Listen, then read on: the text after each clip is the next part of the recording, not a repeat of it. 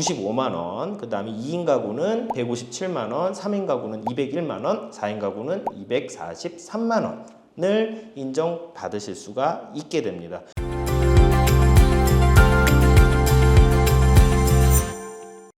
안녕하세요. 개인의 생길잡이 김은찬 변호사입니다. 오늘은 2025년도 초에 이제 서울회생법원 그리고 부산회생법원에서 이제 시행을 하겠다라고 한 제도인데요. 고소득자 같은 경우는 기존에 이제 인정되는 추가 생계비 이외에 이제 기타 생계비 항목으로 더 좀 생활비를 인정을 해주겠다. 그런 어떤 제도를 시행을 발표를 한 바 있어요. 그래서 실질적으로 저희 사무실에서 진행한 의뢰인분들 중에서 일부는 좀 추가적으로 생계비를 인정받으신 분들도 있는데 해당 내용에 대해서 한번 좀 설명을 드리는 시간을 가져보도록 하겠습니다. 고소득자분들이 개인회생을 진행을 하게 되면 사실 최저 생계비를 공제하고 변제하는 금원이 굉장히 크게 되거든요. 그러면은 이런 분들은 경우에 따라서는 개인회생 총 채무를 다 변제를 하시게 될 수가 있어요. 3년이 안 걸려서. 그러면은 사실 굉장히 최저 생계비로만 생활을 해야 되는데 좀 불편함이 있고 그런 분들은 그냥 워크아웃을 진행을 하시는 분들도 많았거든요.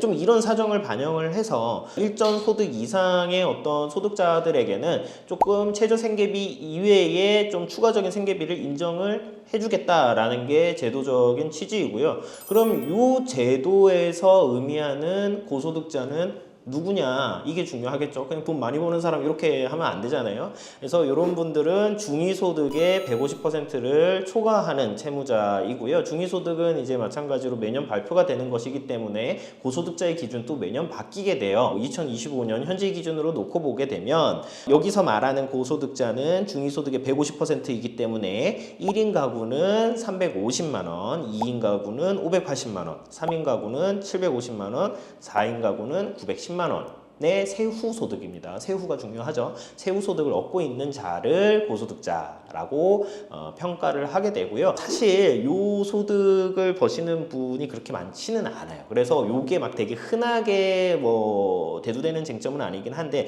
내가 요 소득의 어떤 이상 벌고 있고 개인회생을 지금 진행하셔야 되는 상황이다라고 한다라면은 검토를 해볼 수 있는 겁니다. 그러면 추가적인 생계비를 인정을 해주는데 이거를 무제한적으로 인정을 해주는 것은 아니거든요. 그래서 요거에 대해서도 일단은 제한이 있어요. 추가적인 생계비, 계속적이고 정기적으로 지출하고 있는 비용이어야 하고 채무자의 경제적, 사회적 기본 생활을 위해서 향후에도, 미래에도 지출될 것이 소명된 경우에 기타 생계비로 추가적으로 인정할 수 있는 거예요. 그러니까 이거 일시적으로 내가 좀 돈 더 쓰겠습니다 이런 건 안 되고요. 내가 지속적으로 내고 있는 비용을 이제 기타 생계비로 인정을 할 수 있다는 건데 뭐 대표적으로는 뭐 월세라든가 보험료라든가 혹은 치료를 정기적으로 받고 있다면 치료비가 되겠죠. 추가 생계비의 어떤 주거비라든가 교육비, 치료비들은 추가 생계비에서 규정을 하고 있고 반영이 되어 있어요. 그러니까 이제 그 부분을 넘는 지출이 있게 된다면은 고소득자분, 채무자분들은 기타 생계비로 추가 인정을 받을 수 있게 되는 거예요. 그런데 이제 요게 좀 한 가지 더 제한이 있는데요. 기타 생계비를 인정할 경우에 변제율이 40% 미만으로 떨어지게 되거나 최근 채무 6개월 동안 발생한 채무가 총 채무액의 50%를 초과하는 경우에는 적용 대상이 아닙니다. 그러니까 이런 어떤 추가적인 생계비를 인정을 해줬는데 변제율이 40% 미만이 되면 채권자에게 너무 불리하죠. 그리고 이제 최근 대출이 많은 경우에도 제도적으로 이를 악용할 가능성이 있기 때문에 이 부분에 대해서 제한을 가하는 겁니다. 금액적인 제한은요.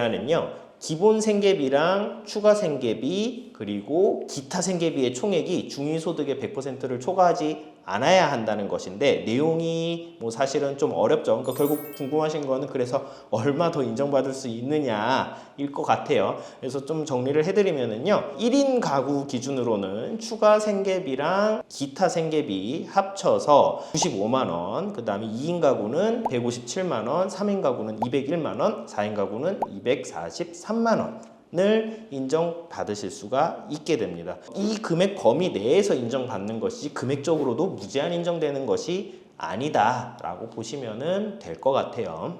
이 제도가 시행된 지 그렇게 오래된 것이 아니기 때문에 제도가 시행되고 개인회생 진행하시는 분들이 이제 뭐 지금 현재 진행 중인 분들도 많고요.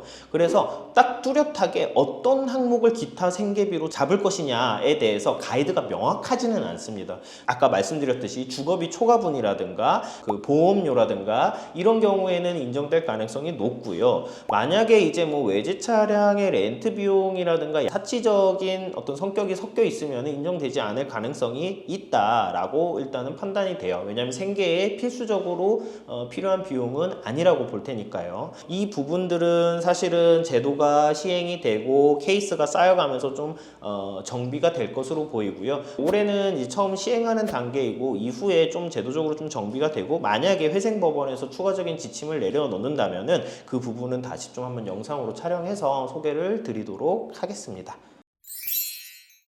오늘 영상은 이제 고소득자 분들에게 기타 생계비를 추가적으로 인정을 하겠다라는 어떤 회생법원의 실무준칙에 관련해서 한번 설명을 드려보는 시간을 가졌고요. 관련해서 궁금하신 점 있으시면 언제든지 편하게 댓글 남겨주시고 오늘 영상은 여기까지고 다음번에 더 좋은 영상으로 찾아뵙겠습니다. 감사합니다.